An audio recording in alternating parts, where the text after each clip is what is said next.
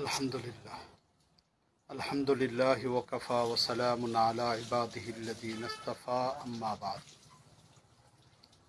যারা আজ আমাদের এই লাইভ অনুষ্ঠান দেখছেন, দেশ দেশের বাহিরে যারা আছেন, সকলকে হৃদয়ের গভীর থেকে শুকরিয়া জ্ঞাপন করতেছি।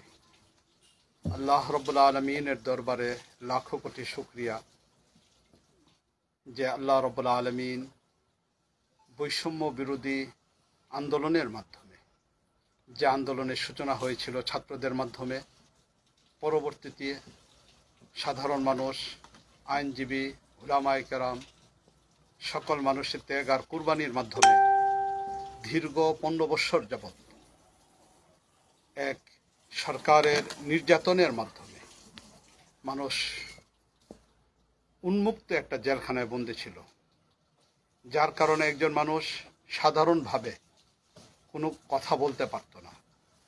আমরা লক্ষ্য করে দেখেছি, ওয়াজ মাহফিলের ভিতরেও বক্তাদের সামনে থেকে মাইক টেনে নেওয়া হয়েছে, তাদেরকে উন্মুক্তভাবে কথা বলার সুযোগ দেওয়া হয়নি। মসজিদের ইমামদের কথাকে রুদ্ধ করে দেওয়া হয়েছিল। দীর্ঘ 1400 বছর যাবৎ চলমান ইসলামের বিধানগুলো রাসূল করিম সাল্লাল্লাহু আলাইহি ওয়াসাল্লাম এবং সাহাবায়ে কেরামের পর দীর্ঘ পরম্পরার মাধ্যমে যেগুলো চলমান ছিল, সেখানেও লাগাম টেনে দেওয়া হয়েছিল। মসজিদ তৈরি করে এই সরকার বিদেশি সংস্থার মাধ্যমে মসজিদ তৈরি করে সেখানে লিখিত আকারে খুতবা দেওয়ার ব্যবস্থাকে চালু করেছিল, যার কারণে উন্মুক্তভাবে মসজিদেও একজন খতিব সাহেব যথাযথভাবে আলোচনা করতে পারতেন না। বিশেষ করে যখন কোঠা বিরোধী এই আন্দোলন চলমান, এই সময় আমরা দেখেছি যে ইউনিভার্সিটি হলগুলো যেভাবে সরকার পরিবর্তনের মাধ্যমে দলীয়করণ করা হয়, মসজিদের কমিটিগুলোকেও ঠিক অনুরূপভাবে দলীয়করণ করা হয়েছিল, যার কারণে ইমাম সাহেবরা কথা বলতে পারতো না মসজিদের মেম্বার থেকে। বরং এই ফ্যাসিবাদী সরকারের পতনের মাধ্যমে দেশ যেমনিভাবে স্বাধীনতা অর্জন করেছে, ঠিক অনুরূপভাবে আমরা উন্মুক্ত কথা বলার সুযোগ পেয়েছি। আল্লাহ রাব্বুল আলামিনের দরবারে শুকরিয়া জানাচ্ছি যে আল্লাহ রাব্বুল আলামিন এমন একটা সুযোগ আমাদেরকে দিয়েছেন। তাই আজ এইক্ষণে এই মুহূর্তে যে সকল ভাইদের ত্যাগ আর কুরবানির মাধ্যমে আমাদের এই বিজয় অর্জন হয়েছে, তাদের সকলকে অন্তরে অন্তঃস্থল থেকে মোবারকবাদ জানাই। যারা শাহাদত বরণ করেছে তাদের জন্য আল্লাহ রাব্বুল আলামিনের দরবারে জান্নাতের উচ্চ মাকাম কামনা করি। যারা আহত অবস্থায় হাসপাতালে রয়েছে তাদের জন্য দ্রুত সুস্থ হওয়ার জন্য আল্লাহর দরবারে দোয়া করতেছি। এই ক্ষেত্রে অন্যান্য মানুষের পাশাপাশি মসজিদের ইমাম সাহেব যারা দীর্ঘদিন পর্যন্ত স্বাধীনভাবে কথা বলতে পারতেন না, তাদেরকে আগামী শুক্রবার 9 তারিখ যে শুক্রবার আসতেছে, সেই শুক্রবারে জুমার বয়ানে যে বিষয়গুলিকে নিয়ে কথা বলার জন্য অনুরোধ করতেছি, তাহলে এই নাম্বার 1, এই বিজয় দীর্ঘ দিন পরে অর্জন হয়েছে, তা 1 নাম্বার কাজ আল্লাহ রাব্বুল আলামিনের শুকরিয়া আদায় করা। 2 নাম্বার, প্রতিটা নাগরিককে দেশপ্রেম ও দায়িত্ব আদায় করার ব্যাপারে উদ্বুদ্ধ করে দেওয়া। সত্যিকার অর্থে হৃদয় থেকে যদি দেশকে কেউ ভালোবাসতে না পারে, তাহলে এই দেশের উন্নয়ন করা কখনো সম্ভবপর হবে না।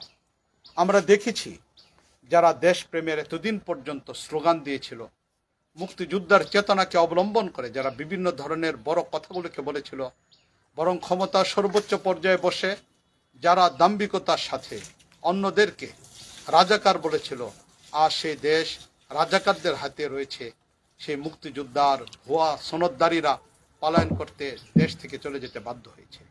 তাই দেশকে যদি সত্যিকার অর্থে গঠন করতে চাই, তাহলে দেশপ্রেম ও দায়িত্ববোধ মানুষের ভিতরে জাগিয়ে তুলতে হবে। এই 2 নম্বর পয়েন্টে আলোচনা করা। 3 নম্বর, দেশের শান্তি ও স্থিতিশীলতা বজায় রাখতে হবে। একটা দেশ তখনই উন্নয়নের পথে যাবে যদি শান্তি ও স্থিতিশীলতা বজায় রাখে। সর্বোপরি এই সব কিছু তখনই অর্জন হবে যখন ধর্মের ছোঁয়ায় একটা মানুষ আল্লাহর ভয়ে প্রকম্পিত হবে। আল্লাহর ভয়ে যখন তার হৃদয়টা কেঁপে উঠবে, মালিকের দরবারে জবাবদিহিতার বিষয়টা যখন তার সামনে থাকবে।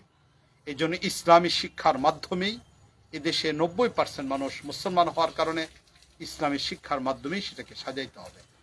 এই বিষয়গুলিকে সামনে রেখে আগামী শুক্রবার সকল মসজিদের ইমামদেরকে উদাত্ত আহ্বান জানাবো, আল্লাহ রাব্বুল আলামিন যেন আমাদের মসজিদ থেকেই সব ধরনের আন্দোলন, সব ধরনের মৌলিক কথা এগুলো যেন আবার মসজিদ থেকে শুরু করতে পারি, তৌফিক দান করুন। প্রিয় দেশবাসী, একটা সময় মসজিদেই ছিল মুসলমানদের মূল কেন্দ্র।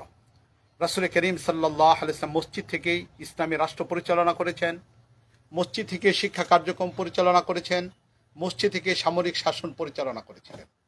রাসূল করিম সাল্লাল্লাহু আলাইহি ওয়াসাল্লামের পরে খুলাফায়ে রাশিদিন হযরত আবু বকর রাদিয়াল্লাহু তাআলা আনহু, হযরত উমর ফারুক রাদিয়াল্লাহু তাআলা আনহু, হযরত উসমান গনি রাদিয়াল্লাহু তাআলা আনহু, হযরত আলী রাদিয়াল্লাহু তাআলা আনহু, খুলাফায়ে রাশিদিন মসজিদ থেকে তাদের ইসলামী রাষ্ট্রের কার্যক্রম পরিচালনা করেছিল।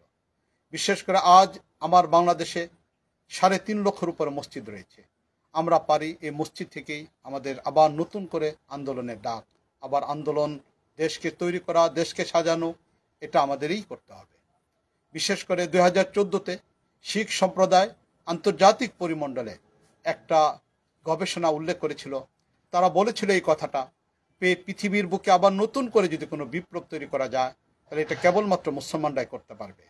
কারণ শিখদের কাছে এমন কোনো বস্তু নেই যেখানে প্রতি সপ্তাহে তারা তাদের কর্মীদেরকে, তাদের ধর্ম অবলম্বনকে একত্রিত করতে পারে। হিন্দুদের মাঝেও এমন কোনো প্রোগ্রাম নেই, খ্রিস্টানদের মাঝেও নেই, বৌদ্ধদের মাঝে নেই, একমাত্র মুসলমানদের মাঝে রয়েছে, যাদের প্রতি শুক্রবার জুমার সময় হাজার হাজার মুসল্লি মসজিদে একত্রিত হয়। তাই ইমাম সাহেবরাই পারবেন মুসল্লিদেরকে গঠনমূলক আলোচনা করার মাধ্যমে একটা জাতির পরিবর্তন। আমাদের ছাত্র ভাইরা কোঠা বিরোধী আন্দোলনের মাধ্যমে একটা দেশের স্বাধীনতা অর্জনের সূচনা করেছিল। দীর্ঘ ত্যাগ আর কুরবানির মাধ্যমে এই স্বাধীনতা অর্জন হয়েছে। আজ সকল মিলে, সকলে ঐক্যবদ্ধতার মাধ্যমে, বিশেষ করে ওলামায়ে কেরাম, মসজিদের ইমাম সাহেব, আইম্মায়ে মাসাজিদ যারা আছেন, নতুন করে আবার দেশকে গঠন করার কাজ করি, দেশের মেরামতের জন্য সকলে অংশগ্রহণ করি। আল্লাহ রাব্বুল আলামিন আমাদের সকলকে তৌফিক দান করুন। ওয়া আখিরু দাওয়ানা আনিল হামদুলিল্লাহি রাব্বিল আলামিন।